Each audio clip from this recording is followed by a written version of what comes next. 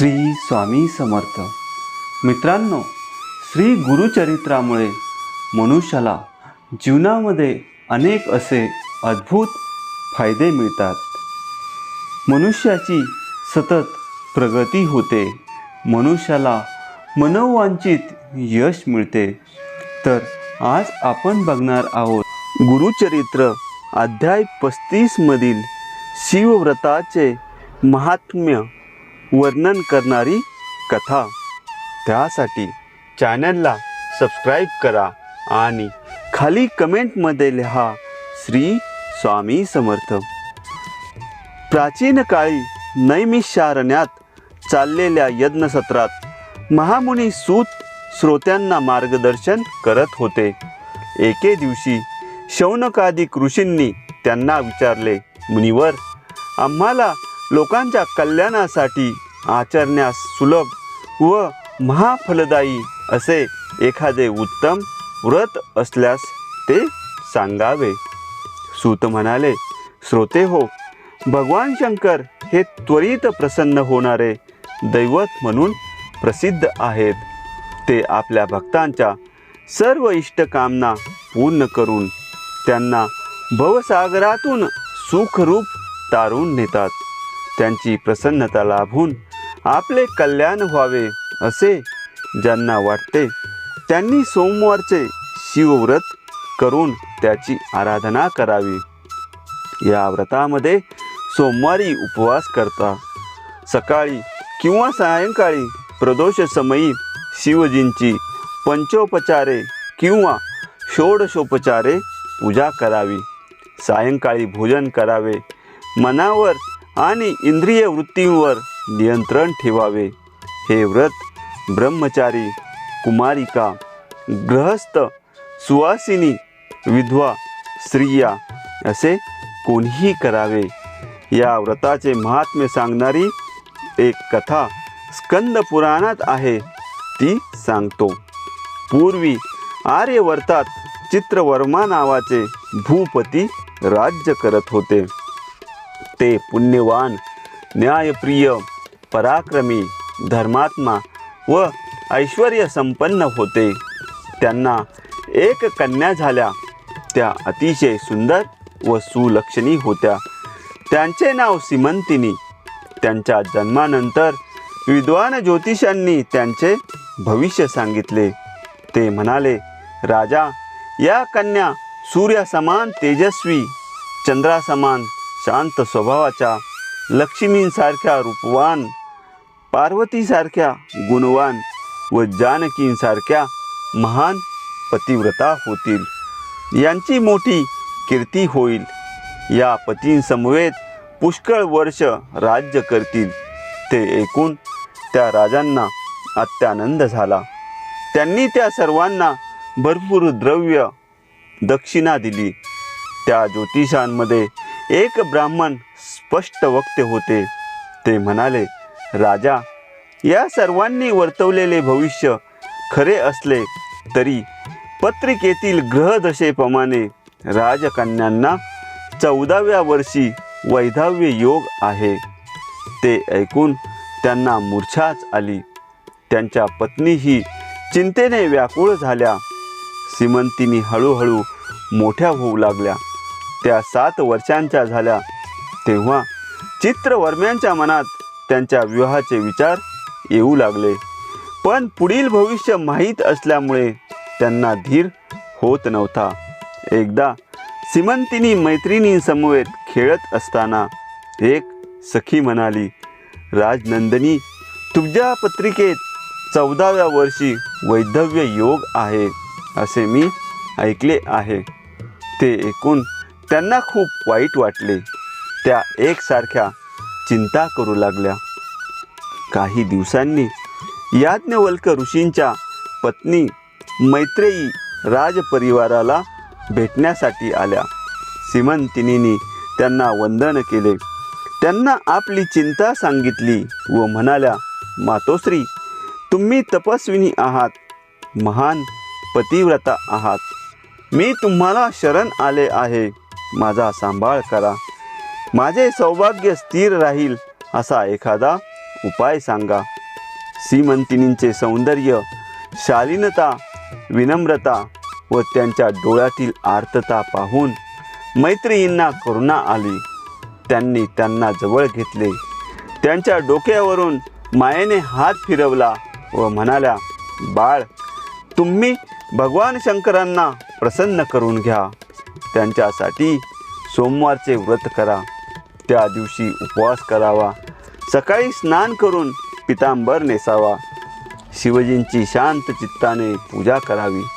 त्यांना अभिषेक केल्याने पाप नाहीसे होते. गंधाक्षता व फुले अर्पण केल्याने सौभाग्य अखंड राहते. धूप, दीप, नैवेद्य व तांबूल अर्पण केल्याने ऐश्वर्य व तेज प्राप्त होते. नमस्कार केल्याने चारही पुरुषार्थ साध्य होतात आणि त्यांचा नामजप केल्याने अष्ट ऐश्वर्य भोगायला मिळते. त्यांच्या प्रित्यर्थ ब्राह्मणास भोजन दिल्याने सर्व देवता तृप्त होतात. सोमवारचे व्रत करून त्या गौरीहरांचे पूजन केल्याने भय, क्लेश, संकटे व महादुःखांचे निवारण होते.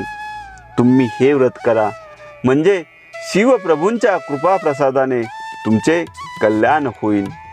मैत्रिणींनी त्यांना संपूर्ण व्रतनिधी नीट समजावून सांगितला. त्याप्रमाणे त्या राजकुमारींनी बालवयातच सोमवारचे व्रत सुरू केले. सीमंतिनी उपवर झाल्या. चित्रवर्म्यांनी दैवावर हवाला ठेवून वर संशोधनाला प्रारंभ केला. त्यांच्या मंत्र्यांनी देशोदेशी जाऊन सीमंतिनींना अनुरूप अशी स्थळे आणली. त्यावर विचारविमर्श होऊन नल दमयंतींच्या वंशातील इंद्रसेन राजांचे पुत्र चित्रांगद यांच्याशी त्यांचा वाद निश्चय करण्याचे ठरले. उभय पक्षी बोलणी झाली. देशोदेशींच्या राजांना आमंत्रणे गेली. ठरलेल्या सुमुहूर्तावर चित्रांगद आणि सीमंतिनीचा विवाह सोहळा थाटामाटात पार पडला. वऱ्हाडी मंडळी आपापल्या नगरात परतली. चित्रवर्म्यांनी आपल्या जामंतांना व कन्यांना काही दिवस आपल्यापाशीच ठेवून घेतले. त्यांचे खूप कोड कौतुक केले. त्यावेळी सीमंतिनी 14 वर्षांच्या झाल्या होत्या. श्वश्रूग्रही राहत असताना एके दिवशी राजपुत्र चित्रांगद जलक्रीडेसाठी गेले होते. त्यांच्याबरोबर अंगरक्षक व अन्य सैनिकही होते. नौकाविहार केल्यानंतर राजपुत्रांनी पोहण्यासाठी यमुनेच्या अथांग पात्रात उडी घेतली आणि काही कळायच्या आधीच ते पाण्यामध्ये अदृश्य झाले. ते बुडाल्याचे कळताच दोन्ही तटांवरील सैनिकांमध्ये एकच घबराट पसरली. नावाड्यांनी व उत्तम पोहणाऱ्यांनी पात्रात उड्या घेऊन त्यांचा सर्वत्र शोध घेतला, पण उपयोग झाला नाही. हे वृत्त वाऱ्यासारखे सर्व नगरात पसरले.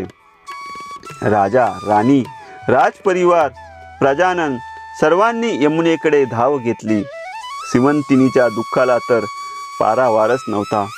शंभू महादेवा, तुम्ही माझी उपेक्षा केलीत. माझे व्रताचरण वाया गेले. भक्त रक्षक, हे तुमचे ब्रीद आज खोटे ठरले. आता जगून काय करू, असा आक्रोश करत त्या प्राणत्यागास उद्युक्त झाल्या. इंद्रसेनही तातडीने आले. मग तिथे शोकसागराला एकच भरती आली. दुःखाने आभाळच फाटले होते. तिथे कोणी कोणाचे सांत्वन करावे. वातावरणात जीवघेणी खिन्नता भरून राहिली होती. सीमंतिनींनी सहगमन करण्याचे ठरवले, पण राजपुत्रांचे शव मिळाल्याशिवाय त्यांनी प्राणत्याग करू नये असे ब्राह्मणांनी निक्षून सांगितले. मंत्र्यांनी दोन्ही राजांची व राजस्त्रियांची समजूत काढून त्यांना महालात नेले. इंद्रसेन राजधानीत परतले. पुत्र शोकाने ते इतके खचून गेले होते की त्यांचे राज्यकारभारात लक्षच राहिले नाही. ही संधी साधून त्यांच्या गोत्रजांनी त्यांना व त्यांच्या पत्नींना कैद करून सर्व राज्य बळकावले. सीमंतिनीवर झालेला हा दुसरा आघात त्या पार उन्मळून गेला. चित्रवर्म्यांनी त्यांना धीर दिला. म्हणाले, बाळ, तुमच्याशिवाय आम्हाला तरी कोण आहे? आता तुम्हीच हतबल झालात तर आम्ही काय करावे? तुम्ही विधवा नाहीत. आपण चित्रांगदाची काही काळ वाट पाहणार आहोत, म्हणून तुम्ही सोमवारचे व्रत चालू ठेवा. सीमंतिनींचा मैत्रिणींच्या वचनावर अढळ विश्वास होता. त्यांनी मोठ्या धैर्याने स्वतःला सावरले व सोमवारचे व्रत पूर्वीप्रमाणेच श्रद्धाभक्तीने करू लागल्या. इकडे यमुनेत बुडालेल्या राजपुत्र चित्रांगदांना नागकन्यांनी अमृत शिंपडून सावध केले. त्या त्यांना पाताळात घेऊन गेल्या. त्या नगराची अनुपम रचना पाहून ते अक्षरशः थक्क झाले. तेथील वैभवाचे काय वर्णन करावे? तिथे अतिभव्य आणि रत्नखचित गोपुरे होती. रत्नमानकांनी सजवलेले स्वर्णमहाल होते. नागकन्यांनी त्यांना देदीप्यमान राजसभेत नेले. तिथे सर्वत्र सर्पांचाच संचार होता. तक्षक हे तेथील अधिपती. ते भव्य सिंहासनावर बसले होते. त्यांच्या अलंकारांचे, वस्त्रांचे आणि छत्रचामरांचे तेज पसरले होते. त्यांना पाहून चित्रगंधांनी नमस्कार केला. त्यावेळी आपल्या सभेत एका मनुष्याला पाहून तक्षकांना नवल वाटले.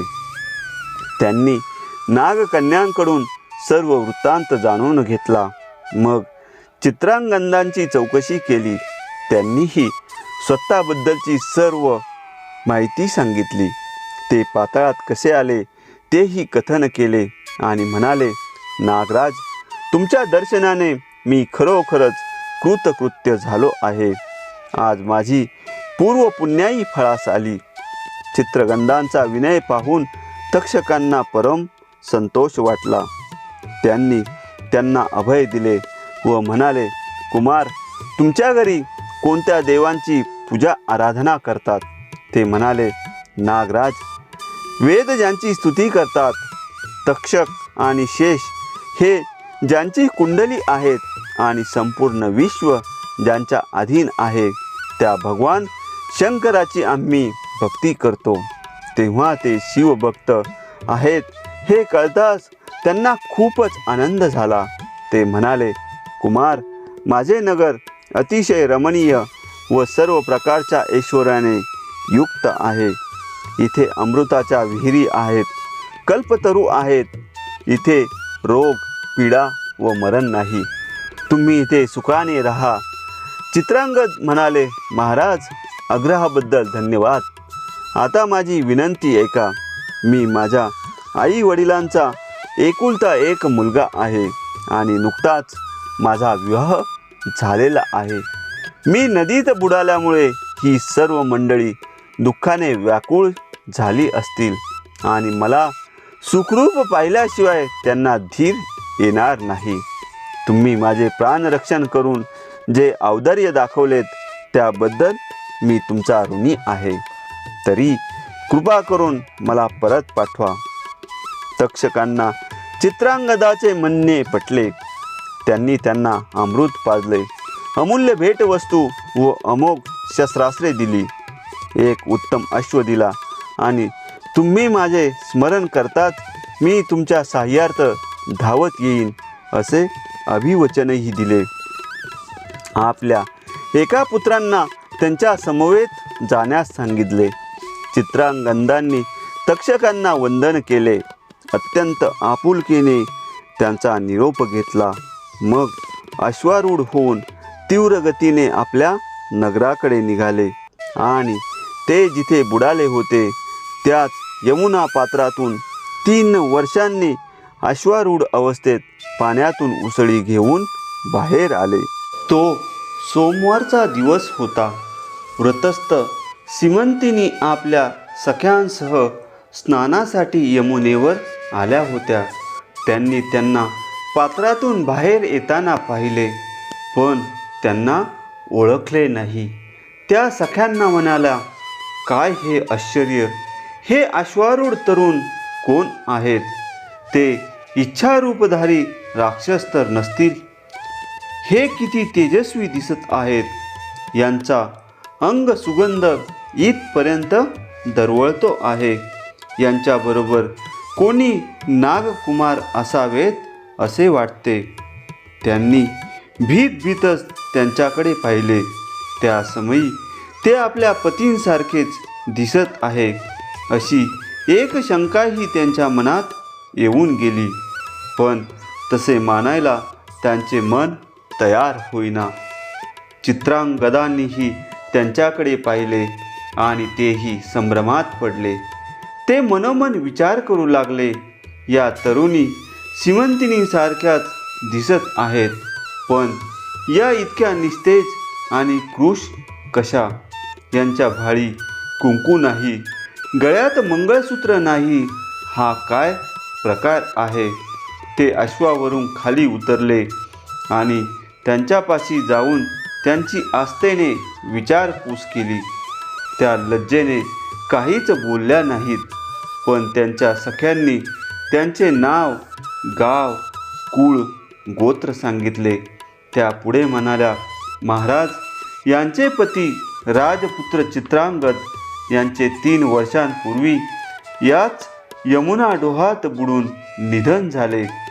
तेव्हापासून या शिवव्रताचे आचरण करत आणि पतिवियोगाचे दुःख सोसत विधवेचे आयुष्य जगत आहेत. मग त्यांनी पुत्रवियोगाने त्यांच्या सासू सासऱ्यांची काय अवस्था झाली आहे तेही सांगितले. ते सर्व ऐकून चित्रांगदांना मोठा धक्का बसला. ते संतापाने पेटून उठले होते, पण त्यांनी तसे दर्शविले नाही. मग सीमंतिनींनीही त्यांची चौकशी केली. त्या म्हणाल्या, तुम्ही ज्या आस्थेने माझी विचारपूस केलीत त्यामुळे तुम्ही मला जवळचे नातलग वाटत आहात, पण तुम्ही स्वतःबद्दल काहीच सांगितलेले नाही आणि तुमच्यासारखे देखणे रूपही मनुष्यलोकी आढळत नाही. मग तुम्ही आहात तरी कोण? देव, सिद्ध, गंधर्व की किन्नर? मी तुम्हाला पूर्वी पाहिले आहे असे सारखे वाटत आहे, पण संदर्भ लागत नाही.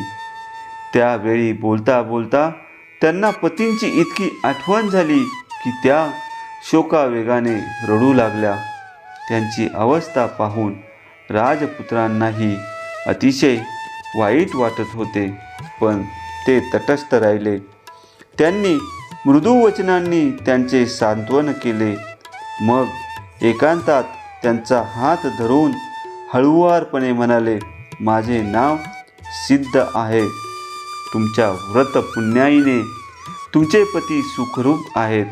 ते माझे प्राणप्रिय मित्र आहेत. आजपासून 3ऱ्या दिवशी मी तुम्हा दोघांची भेट घडवून आणेन आणि हे मी भगवान शंकरांची शपथ घेऊन सांगत आहेत. आता शोक करू नका. ते ऐकताच सीमंतिनींना आनंदाने रडूच आले. सिद्धांचे रूप, त्यांचे बोलणे, त्यांची आपुलकी, त्यांचा स्पर्श या सर्व गोष्टींवरून ते चित्रांगदच आहेत असे त्यांचे मनही ग्वाही देत होते. पण तसा निश्चय होत नव्हता. त्या साशंकित होऊन स्वतःशीच विचार करू लागल्या, मेलेला मनुष्य जिवंत होऊ शकत नाही, म्हणूनच हे सिद्ध आपल्याला वेडी आशा दाखवत आहेत. यांच्या बोलण्यावर विश्वास ठेवता येत नाही. पण ज्या निष्ठेने मी व्रताचरण करत आहे ते पाहून शिवजी प्रसन्न झाले तर काहीही अद्भुत होऊ शकते. ही वस्तुस्थिती आहे. कारण मैत्रियींचे वचन अनुभूतीतूनच आलेले आहे. तेव्हा त्यांच्या मनाची द्विधा अवस्था पाहून चित्रांगदांनी त्यांचा निरोप घेतला आणि तक्षक पुत्रांसह वायुवेगाने आपल्या राज्याकडे निघाले. राजधानीच्या वेशीवर येताच चित्रांगदांनी तक्षक पुत्रांना नगरात पाठवले. ते तडक राज्यसभेत गेले आणि शत्रू राजाला उद्देशून म्हणाले, चित्रांगद यमुनेत बुडाले होते, पण ते सुखरूप आहेत. ते नागराज तक्षकांना भेटण्यासाठी पाताळात गेले होते. तिथे त्यांचे सख्य संपादन करून व सर्व सामर्थ्यवान बनून ते मायदेशी परतले आहेत. मी तक्षकांचा पुत्र असून त्यांचा दूत म्हणून इथे आलो आहे. चित्रांगदांच्या मृत्यूने खचलेल्या तुमच्या स्वामींना व त्यांच्या पत्नींना आधार द्यायचा सोडून तुम्ही कारागृहात डांबलेत. राजद्रोह करून त्यांचे राज्य बळकावलेत. या अपराधाला क्षमा नाही. आता मुकाट्याने त्यांना शरण जा. त्यांचे राज्य त्यांना परत करा, नाहीतर मी आत्ताच तुमचे पारिपत्य करतो. तक्षक पुत्रांचा तो आवेश आणि त्यांच्या बोलण्यातील धमक पाहून त्या दरबारात उपस्थित असलेले सर्व शत्रू प्राणभयाने अक्षरशः थरथर कापू लागले. त्यांनी इंद्रसेन राजांना व त्यांच्या राणींना बंदीगृहातून मुक्त केले. त्यांना उत्तम वस्त्राभूषणे देऊन सन्मानाने पुन्हा सिंहासनावर बसवले. त्यांचे पाय धरून वारंवार क्षमा याचना केली आणि जीवदान मागितले. इंद्रसेन संभ्रमात पडले होते. तेव्हा तक्षक पुत्रांनी पुढे येऊन सर्व वृत्तांत सांगितला. त्यांच्या मुखातून आपले पुत्र जिवंत असल्याचे कळताच त्यांना आनंद अतिरेकाने मूर्छाच आली. तक्षक पुत्रांनी त्यांना सावध केले.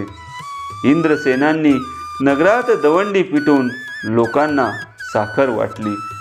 चित्रांगदाच्या आगमनाने वृत्त कळताच प्रजाजनांनी मोठा आनंदोत्सव केला. नगर शृंगारले, गुढ्या तोरणे उभारली. इंद्रसेन आपल्या परिवारासह मोठ्या उत्साहाने पुत्रभेटीस निघाले. मंगलवाद्यांचे ध्वनी आसमंती घुमू लागले. चित्रांगदांना पाहताच राजांना व राणींना अक्षरशः गलबलून आले. त्यांना आलिंगन देऊन उभयतांनी अश्रूंना वाट मोकळी करून दिली. त्या मिलन सोहळ्याचे काय वर्णन करावे. राजांनी पुत्रवियोगाने त्यांची काय अवस्था झाली होती हे सांगतात चित्रांगदांना खूपच दुःख झाले. आपले माता पिता दुःखात असताना आपण तक्षकांकडे अनेक सुख उपभोग घेत होतो या विचाराने ते पश्चाताप करू लागले. त्यांनी मातापित्यांचे पाय धरले व घडलेल्या प्रमादाबद्दल त्यांची क्षमा मागितली. मग ते भावंडांना भेटले, आप्तेष्टांना व मित्रांना भेटले. लोकांनी त्यांना वाजत गाजत नगरात आणले. इंद्रसेनांनी उपकारकर्त्या तक्षकांबद्दल कृतज्ञता व्यक्त केली आणि त्यांच्या पुत्रांचा मोठा सन्मान करून त्यांना प्रेमाने निरोप दिला. चित्रांगदांनी तक्षकांनी दिलेल्या भेटवस्तू आपल्या पिताजींना अर्पण केल्या व त्यांना पाताळातील सर्व वृत्तांत सांगितला. तो ऐकून इंद्रसेन म्हणाले, चित्रांगद, हा सर्व शिवकृपेचा प्रसाद आहे. माझ्या सुनबाई सिमंतिनींनी ज्या निष्ठेने सोमवारचे व्रत करून गौरीहरांची आराधना केली ती निष्ठा आज फलद्रूप झाली. शिवोपासनेच्या पुण्याईने त्यांचे सौभाग्य अखंड राहिले. इंद्रसेनांनी तातडीने दूत रवाना करून हे शुभ वृत्त चित्रवर्म्यांना कळवले. त्या निरोपाने साऱ्या आर्यवर्तात आनंदाला उधाण आले. चित्रवर्म्यांनी राजधानीत महोत्सव केला. ब्राह्मणांना व याचकांना उदार हस्ते दानधर्म केला.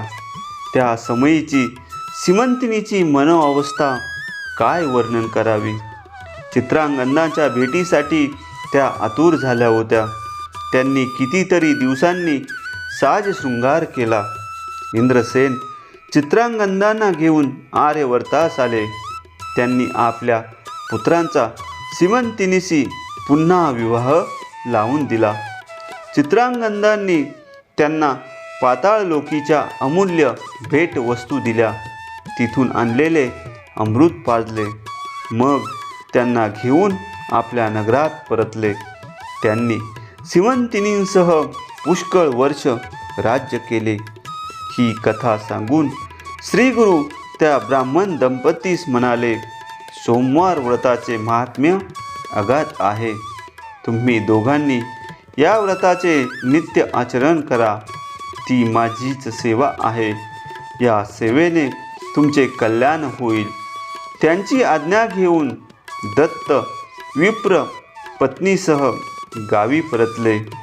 तेव्हा आपल्या पुत्रांना आरोग्य प्राप्त झाले म्हणून त्यांच्या मातापित्यांना खूप समाधान वाटले. सुनबाईंनी त्यांना गाणगापुरातली समग्र हकीकत सांगितली. ती ऐकून त्यांच्या आश्चर्याला पारावारच राहिला नाही. त्यांनी श्रीगुरूंना कृतज्ञतेने वंदन केले आणि त्या आनंदाप्रित्यर्थ ब्राह्मणांना भोजन देऊन अपार दानधर्म केला. श्रीगुरूंच्या कृपेने दत्तविप्रांना उत्तम ग्रहसौख्य लाभले. त्या दाम्पत्यास 5 विद्वान पुत्र झाले. त्यानंतर ते दाम्पत्य दरवर्षी श्रीगुरूंच्या दर्शनासाठी गाणगापुरास जात असे. सिद्ध म्हणाले, नामधारक गाणगापुरात असताना श्रीगुरूंची चहूकडे कीर्ती झाली. त्यांचे चरित्र म्हणजे अमृताची पोहीच आहे. भाविकांची तृप्ती होईपर्यंत त्या अमृताचे सेवन करावे. अशा प्रकारे अध्याय 35 समाप्त झालेला आहे. मित्रांनो, गुरुचरित्राचा लाभ होण्यासाठी सगळे अध्याय वाचणे अनिवार्य आहे. पुढील अध्याय ऐकण्यासाठी चॅनलला सबस्क्राईब करा आणि कमेंटमध्ये लिहा, श्री स्वामी समर्थ. श्री स्वामी समर्थ.